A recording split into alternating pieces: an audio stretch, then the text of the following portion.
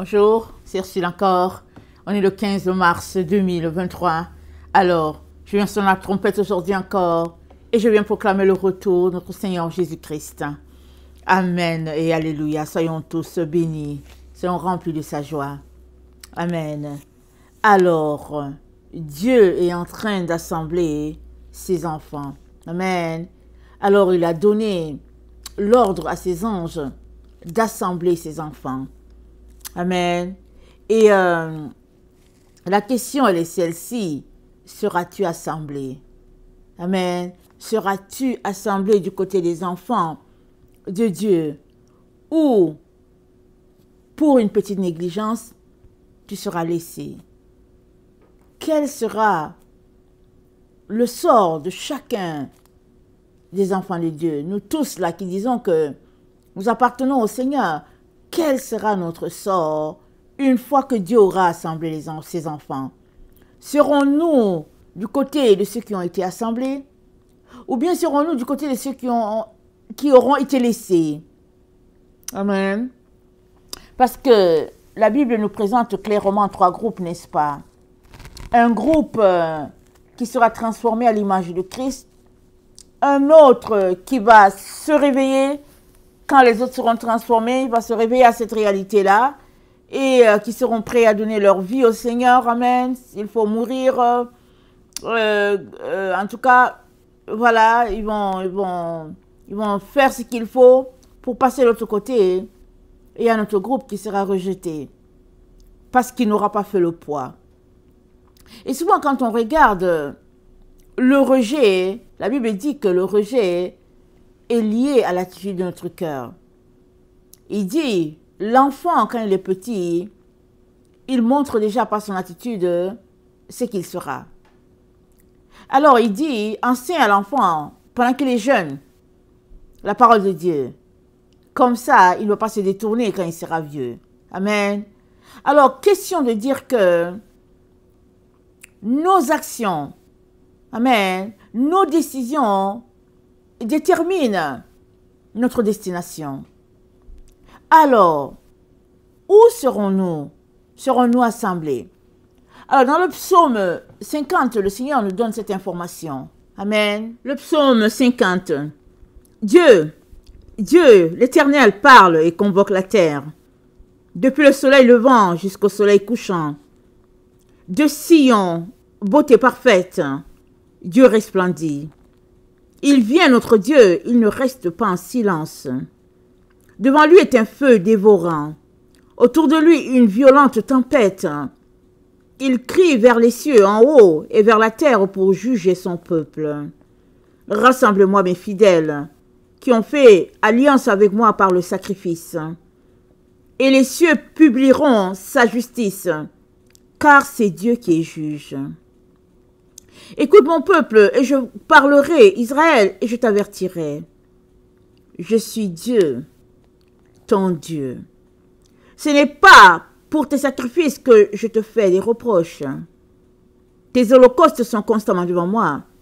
Je ne prendrai pas de taureau dans ta maison, ni de bouc dans tes bergeries, car tous les animaux des forêts sont à moi. Toutes les bêtes des montagnes, par milliers, je connais tous les oiseaux des montagnes. Et tout ce qui se meut dans les champs m'appartient. Si j'avais faim, je ne te le dirais pas, car le monde est à moi, et tout ce qu'il renferme. Est-ce que je mange la chair des taureaux? Est-ce que je bois le sang des boucs? Offre pour sacrifice à Dieu des actions de grâce, et accomplis tes vœux envers le Très-Haut. Invoque-moi au jour de la détresse, je te délivrerai et tu me glorifieras. Amen. Quel bon Père. Invoque-moi au jour de la détresse et je te délivrerai. Dieu a dit tout cela pour notre bien à nous. Il veut nous délivrer quand nous sommes dans le désarroi. Mais quand il passe en revue nos actions, il n'y a rien qu'il peut utiliser pour dire « je vais les délivrer ». Parce que tout ce que nous faisons ne correspond pas à ce qui peut venir toucher son cœur, égayer son cœur et soulever les vagues en notre faveur. Parce que, qu'est-ce que le peuple fait? Ils offrent à Dieu des sacrifices, boucs, taureaux, ils font couler le sang, et ils se disent que ça va faire plaisir à Dieu. Et Dieu dit, c'est pas ça qui me fait plaisir.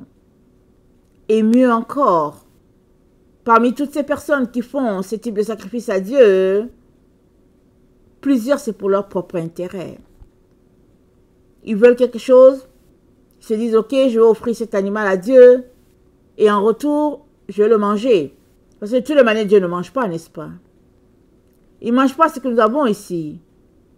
Donc, quand tu offres un sacrifice à l'Éternel, et que le sacrifice est agréé, à la fin, la victime, une fois que ça a fini d'être brisé sur le bûcher, tu le prends et tu le manges. Et demain, tu retourneras encore faire un autre sacrifice parce que tu veux quelque chose. Et Dieu dit que c'est pas ça qui l'égaye.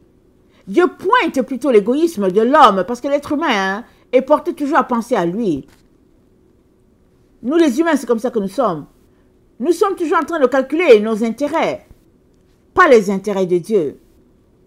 Et Dieu nous dit que si on veut toucher son cœur, alors il nous demande, verset 14, d'offrir des actions de grâce, et d'accomplir nos vœux envers l'Éternel. Combien de vœux as-tu fait déjà à Dieu et les as-tu accomplis? Et puis, quelles sont les actions de grâce que tu présentes à l'Éternel? Il y en a qui présentent comme là, nous voyons que c'est des animaux offerts en sacrifice, mais on se rend compte que Dieu pointe ici le fruit de nos lèvres. Amen. Le fruit de nos lèvres. Les fruits de nos lèvres sont agréables à l'Éternel. Mais qu'est-ce qui fait que l'être humain ne choisit pas cette première solution? C'est parce que si tu n'es pas en bon terme avec Dieu, de tes entrailles ne peut pas couler des actions de grâce agréables à ton Dieu. Si tu en veux à Dieu, si tu as un péché dans ta vie, si tu te caches de quelque chose, il n'y a pas des actions de grâce qui vont venir de tes profondeurs en l'honneur de l'Éternel. Alors tu cours pour acheter quelque chose pour dire je vais présenter ça à Dieu. Alors si nous avons évolué dans notre chrétienté, pas en faisant des sacrifices, ceux qui sont en Israël, la patrie, ils continuent d'en faire. Mais dans notre temps, nous, qu'est-ce que nous faisons? Souvent, nous offrons des enveloppes pour des personnes dans les besoins. Souvent, nous allons rendre un service, peu importe le type d'action de grâce que nous faisons. On court rendre une action de grâce en fonction de ce que nous, on aime. Et malheureusement, quelque chose qui ne va pas tellement nous coûter. Et Dieu nous dit, mais est-ce que si j'ai faim, je vais te dire? Je ne vais pas te dire que j'ai faim. Voilà ce qui me plaît, dit l'Éternel.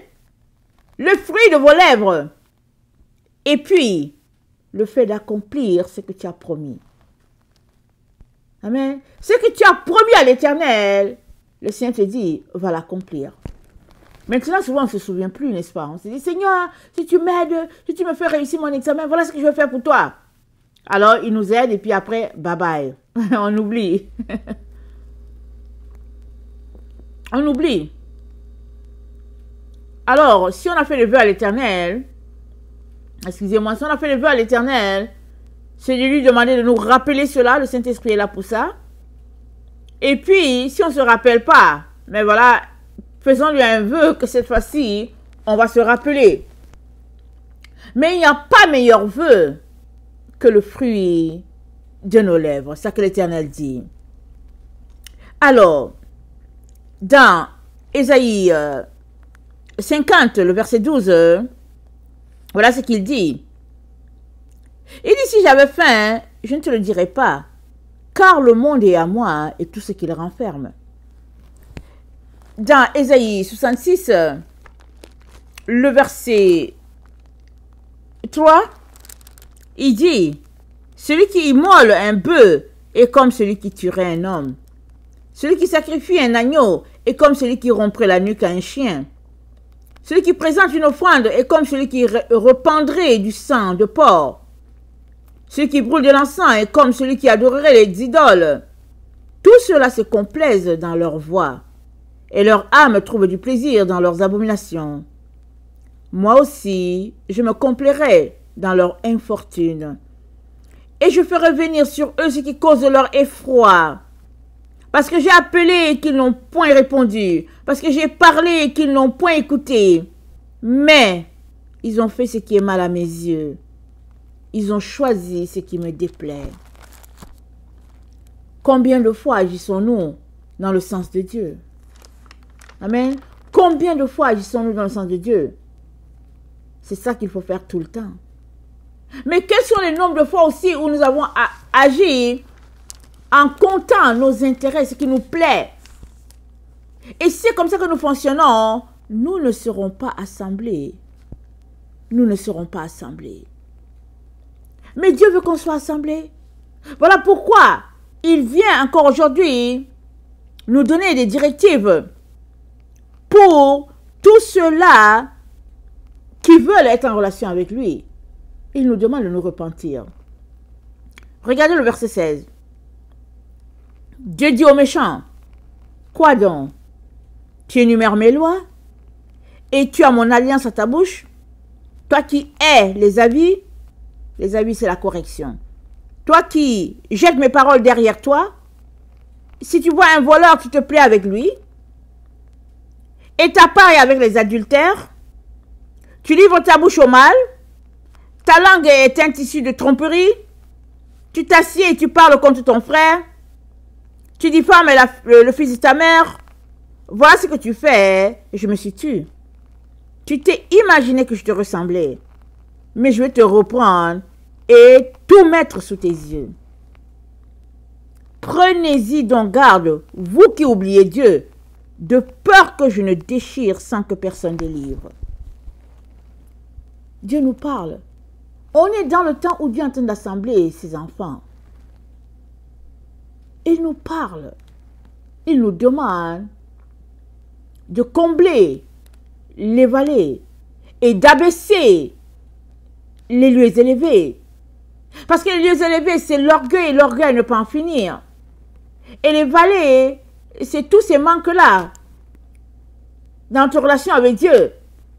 Il faut que la route soit droite, bien dressée, parce que le roi de gloire fait son entrée dans nos cœurs, dans nos vies.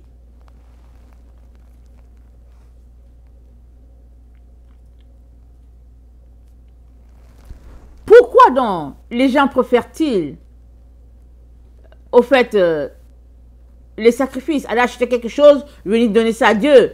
Parce que c'est simple. N'est-ce pas? C'est simple. Je vais, je sais pas où, j'achète un panier de fruits, et puis ben voilà, je vais donner ça à un endroit de personne dans le besoin, et puis j'ai dit, Seigneur, c'est en ton honneur, c'est facile, n'est-ce pas? On est allé, on a pris la voiture, on a acheté, et puis on a déposé.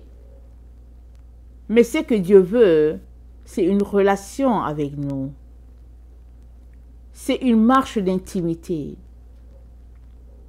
Dieu veut venir nous confier ses tristesses aussi. Il veut venir pleurer sur telle personne. Parce que il compte sur toi. Il veut que tu lui dises, papa, je vais prier pour lui. Je vais prier pour elle. Dieu cherche quelqu'un avec qui il peut partager les choses secrètes, les choses profondes. Mais il n'en trouve pas. On est trop pris à nos choses. On court par-ci, par-là, dans tout ce qui nous arrange. Et quand on a un besoin, on vient rapidement lui déposer des fruits. Pour dire, voilà, ça c'est pour toi et tout ça. Mais si nous voulons être assemblés dans ce temps où nous sommes, il est très très important qu'on décide de se remettre en question. Et ça, Malheureusement, il y a très peu qui le font. Pourquoi? Parce que la plupart des enfants de Dieu sont convaincus d'être dans le vrai. Alors, qu'est-ce qu'on fait souvent? On est convaincu d'être dans la vérité, on regarde notre temps, on dit, ok, je vais lui offrir 30 minutes après le travail, et le reste du temps, ben voilà. C'est ça qu'on fait. Mais c'est pas ce type de relation qui va nous amener dans une relation d'intimité avec Dieu. Qu'est-ce que Dieu a dit?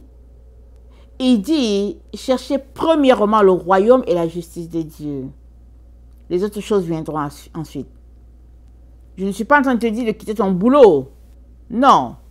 Cherche premièrement Dieu et les autres choses te seront données. Si tu travailles et que tu commences à travailler à 8 heures, tu peux te lever à 4 heures du matin pour prendre du temps avec ton Seigneur. Amen. Et quand tu pars, tu as déjà pris le temps avec le Seigneur. Parce que de toutes les manières, Dieu sait que tu as besoin de payer ton loyer. Il sait que tu as besoin de manger. Il sait tout ça. Par contre, si tu travailles à 8 heures et que tu te lèves à 7 heures pour partir et que tu reviens à 16 heures et puis prépares la nourriture, je ne sais pas quel temps tu auras pour passer avec Dieu. Parce que quand on part, qu'on travaille à 8 heures, qu'on doit partir à la maison à 7 heures, quand on revient à 16 heures, on est très fatigué. On est fatigué.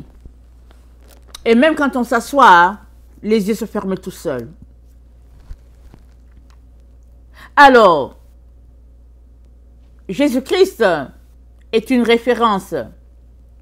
Quand il devait aller à Gethsemane, il a pris Simon, Jacques et Jean. Il est parti avec eux plus proche de la montagne. Il a laissé les autres disciples. Il a dit, veillez avec moi. Il est parti prier. Il s'est jeté par terre. Père, s'il est possible que cette coupe s'éloigne de moi. Après 1 heure, il est revenu. Simon, Pierre, voilà, Jean et Jacques qui dormaient. Jésus l'a fait 3 fois. La 3e fois, il dit, ça y est, c'est assez. Voilà, celui qui me persécute est là. Ils n'ont pas pu veiller 1 heure. Et selon l'explication, 1 heure, c'est 3 heures. Selon le cadran hébraïque, c'est 3 heures. Il dit, vous n'avez pas pu veiller 1 heure. C'est pour dire que ça s'apprend. C'est un entraînement. Tu ne te lèves pas un matin pour dire, ok, je vais aller prier 3 heures avec le Seigneur. Non, tu ne peux pas. D'ailleurs, même après 15 minutes, quand tu commences après 15 minutes, tu ne sais plus quoi dire, quoi faire. Par contre, si tu as pratiqué 15 minutes il y a 20 ans, alors c'est normal que 20 ans plus tard, que tu puisses passer 3 heures, 4 heures avec le Seigneur. C'est normal.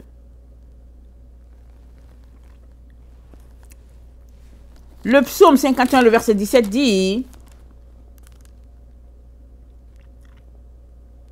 Seigneur, ouvre mes lèvres et ma bouche publiera ta louange. Seigneur, ouvre mes lèvres. C'est à toi de demander au Seigneur. Il va t'aider. Si tu lui demandes, il va t'aider. Le psaume 34, le verset 18.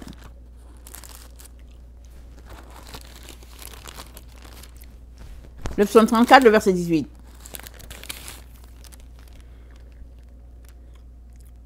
Quand les justes crient, l'Éternel entend et il les délivre de toute leur détresse. Quand les justes crient. Et être juste, c'est oui, avoir donné sa vie à Jésus, marcher dans la sainteté et dans la pureté. Et à cela, Dieu ajoute, il ajoute ce qui lui plaît, lui. Le fruit de nos lèvres. Ce n'est pas les dons, ce n'est pas tant le don matériel que Dieu cherche. Non, le fruit de nos lèvres. La disposition de notre cœur à l'aimer, à faire sa volonté, à quitter le péché. Toutes ces choses que Dieu n'aime pas. Si on se comporte ainsi, on va toucher le cœur de Dieu.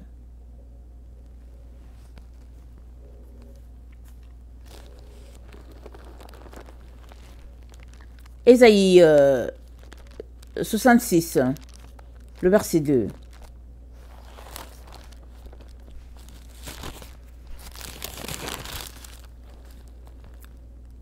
Je vais commencer à lire. 1. Ainsi par l'Éternel, le ciel est mon trône, la terre mon marchepied. Quelle maison pourriez-vous me bâtir? Et quel lieu me donnerez-vous pour demeure? Toutes ces choses, ma main les a faites, et toutes ont reçu l'existence, dit l'Éternel. Voici sur qui je porterai mes regards, sur celui qui souffre et qui a l'esprit abattu. L'attitude de notre cœur vis-à-vis de Dieu est très important. Celui qui a le cœur abattu, il y a une version qui dit celui qui a l'esprit contrit, le cœur brisé et l'esprit contrit. Ce n'est pas les choses que tu vas apporter à Dieu qui va l'impressionner. Toutes ces choses, ça lui appartient. Tout ça.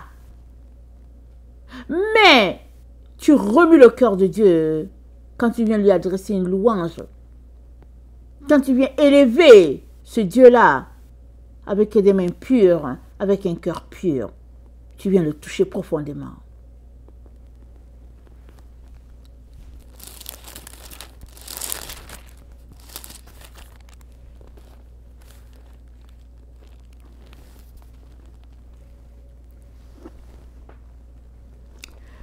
Le psaume 57, le verset 15. Car ainsi parle le Très-Haut, dont la demeure est éternelle et dont le nom est saint. J'habite dans les lieux élevés et dans la sainteté. Mais je suis avec l'homme contrit et humilié, afin de ranimer les esprits humiliés, afin de ranimer les cœurs contrits. Je ne veux pas contester à toujours, ni garder une éternelle colère. Quand devant moi tombent en défaillance les esprits, les âmes que j'ai faites. À cause de son avidité coupable, je me suis irrité et je l'ai frappé. Je me suis caché dans mon indignation et le rebelle a suivi le chemin de son cœur. J'ai vu ses voies et je le guérirai. Je lui servirai de guide et je le consolerai, lui et ceux qui pleurent avec lui. Je mettrai la louange sur les lèvres. Paix, paix à celui qui est au loin et à celui qui est près, dit l'Éternel.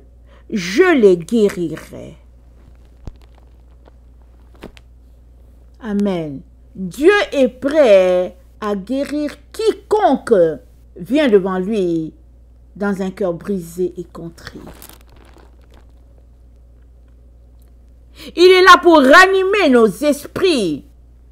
Amen. Donner de l'entrain à notre relation avec lui. Nous donner du zèle. Pourvu que nous ne venions pas avec nos gros sabots. Pourvu que nous ne venions pas donner une autre direction à la relation qu'il veut avec nous. Dieu nous a créés à son image. Il nous dit de venir l'adorer en esprit et en vérité. Mais il y a certains qui veulent adorer Dieu selon le matériel. Il y a certains qui veulent tordre le cou de Dieu pour l'amener dans leur manière à eux de voir la religion. Mais Dieu dit non. Et il nous dit, il nous rassure, il nous dit qu'il va nous guérir. Mais il s'attend à ce qu'on vienne sur ces conditions. Et qu'on soit des enfants pour lui, qu'il soit le Père et nous ses enfants. Parce que Dieu ne dédaigne pas un cœur humilié et contrit. Il est très important d'enlever devant Dieu notre hypocrisie, d'enlever devant Dieu notre orgueil, la sorcellerie, toutes ces manières de faire que Dieu déteste. Très très important de le débarrasser de notre chemin et de laisser Dieu être pleinement Dieu et de l'appeler au secours pour lui dire: Père, je n'arrive pas, mais j'ai besoin de toi. il va venir, il va nous aider. Parce que s'il nous dit, si ça marche pas, si ça marche pas, c'est parce qu'il nous aime. Et il est en train d'assembler. Il veut que tu sois du nombre. Alléluia. Il veut que tu sois du nombre. Mais veux-tu être du nombre? Amen. Veux-tu? Si oui, arrête de marcher selon tes conditions. Sors de ta manière de penser. Vas-y devant lui. Accorde-toi avec sa manière de voir les choses. Et vois s'il ne te guérira pas. S'il n'essuiera pas tes larmes. S'il ne te remettra pas sur les rails. Te donnant un zèle nouveau. De l'entrain à nouveau pour sa parole. Que le Seigneur bénisse sa parole. Maranatha, Jésus revient. Amen.